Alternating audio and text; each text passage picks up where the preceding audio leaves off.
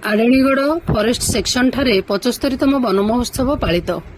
आज मध्याह्न 12टा समय बौद्ध वनखंड माधवपुर वनांचल आड़ेणीगढ़ सेक्शन मार्डिंग पोड़हल संरक्षित जंगलर 23 नंबर कंपार्टमेंट ठारे वन विभाग तरफर 75तम वन महोत्सव पालित हो जाइछि। प्रधानमंत्री आह्वान क्रमे सारा देश में वर्तमान एही वृक्षरोपण कार्यक्रम चालुअछि। ଏହି ବୃକ୍ଷରୋପଣ କାର୍ଯ୍ୟକ୍ରମରେ ମୁଖ୍ୟ ଅତିଥି ଭାବରେ ବାଣୀଭୂଷଣପୁର ସରପଞ୍ଚ ଯୋଗ ଦେଇଥିବା ବେଳେ ସମ୍ମାନିତ ଅତିଥି ଭାବେ ମାଧପୁର ବନାଞ୍ଚଳ ଅଧିକାରୀ ଆଶିକ କୁମାର ଦିଗାଲ ଯୋଗ ଦେଇଥିଲେ। ଅନ୍ୟତମ ଅତିଥି ଭାବରେ ଫରେଷ୍ଟର ସୁନୀଲ ଖେତି, ଅଭିମନ୍ୟୁ ମହାନ୍ତି, ସୁମନ୍ତ ମଲ୍ଲିକ ଯୋଗ ଦେଇଥିଲେ। ଅନ୍ୟାନ୍ୟ ଅତିଥି ଭାବରେ ଫରେଷ୍ଟ ଗାର୍ଡ ଶ୍ରୀକାନ୍ତ ନାୟକ, ମୃତ୍ୟୁଞ୍ଜୟ ମହାରଣା ଯୋଗ ଦେଇଥିବା ବେଳେ ବୃକ୍ଷରୋପଣ କାର୍ଯ୍ୟରେ ମାର୍ଡିଂ ବନ ସୁରକ୍ଷା ସମିତିର ସମସ୍ତ ସଭ୍ୟ, ଏସଏଜି ଗ୍ରୁପର ସମସ୍ତ ମହିଳା, ଗ୍ରାମର ଗୌନ୍ତିଆ ତଥା ପୂଜକ ଶ୍ରୀକୃଷ୍ଣଜାନୀ ଓ ବିଭାଗର ସମସ୍ତ କର୍ମଚାରୀ ସହଯୋଗ କରିଥିଲେ।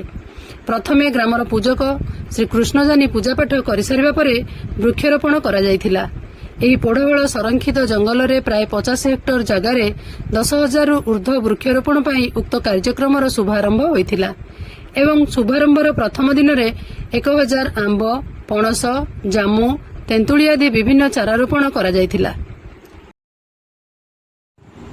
ବୌଦ୍ଧରୁ ବୈଦ୍ୟନାଥ ସାମଲଙ୍କ ସହିତ ହରଭଙ୍ଗାରୁ ଚିତ୍ତରଞ୍ଜନ ସିଂଙ୍କ ରିପୋର୍ଟ, ମୋ ଜିଲ୍ଲା ଖବର।